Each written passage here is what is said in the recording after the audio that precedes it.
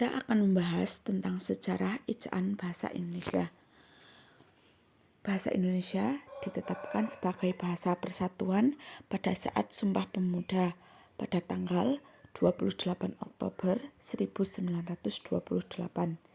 Kemudian, sehari setelah kemerdekaan Indonesia, tepatnya pada 18 Agustus 1945, bahasa Indonesia disahkan kedudukannya sebagai bahasa nasional. Namun, sebelum bahasa Indonesia dijadikan sebagai bahasa nasional, dulunya bahasa ini berasal dari bahasa Melayu. Sejak abad ke-7, bahasa Melayu telah menjadi bahasa perubahan atau lingua franca di kawasan Nusantara.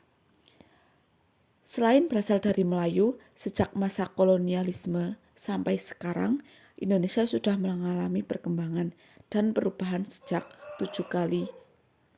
7 kali, yaitu ejaan Van Ophuijsen, yaitu ejaan yang pernah digunakan pada zaman kolonial Belanda.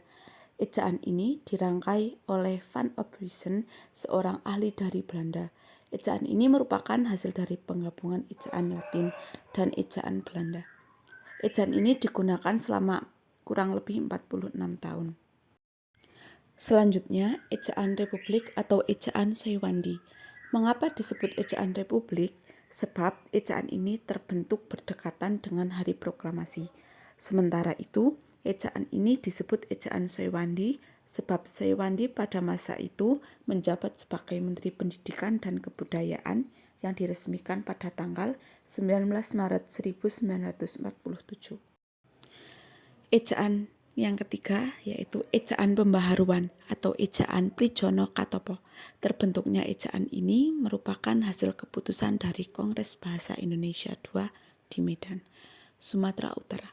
Akan tetapi hasil kerja tidak pernah diumumkan secara resmi sehingga ejaan ini belum pernah diberlakukan. Selanjutnya ada ejaan Melindo. Ejaan ini adalah ejaan hasil kerjasama antara Indonesia dengan Malaysia pada tahun 1959. Harapan sejak Januari 1962 dapat mulai digunakan. Namun, karena hubungan diplomatik antara Indonesia dengan Malaysia sedang tidak baik, karena itu ejaan ini tidak dapat diberlakukan. Yang kelima yaitu ejaan baru.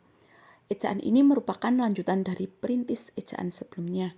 Oleh karena itu, para perancangannya juga dapat dikatakan masih sama, yaitu Lembaga Bahasa dan Kesusastraan sekarang menjadi Pusat Bahasa, serta Panitia Ejaan dari Malaysia.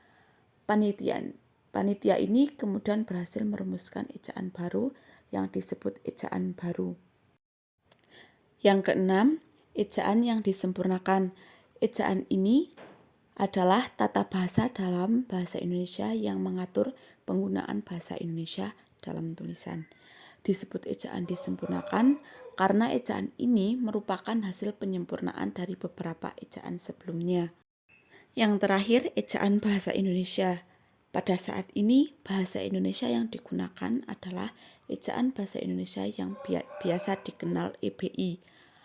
Mula diberlakukan setelah keluarnya Peraturan Menteri Pendidikan dan Kebudayaan Nomor 50 Tahun 2015.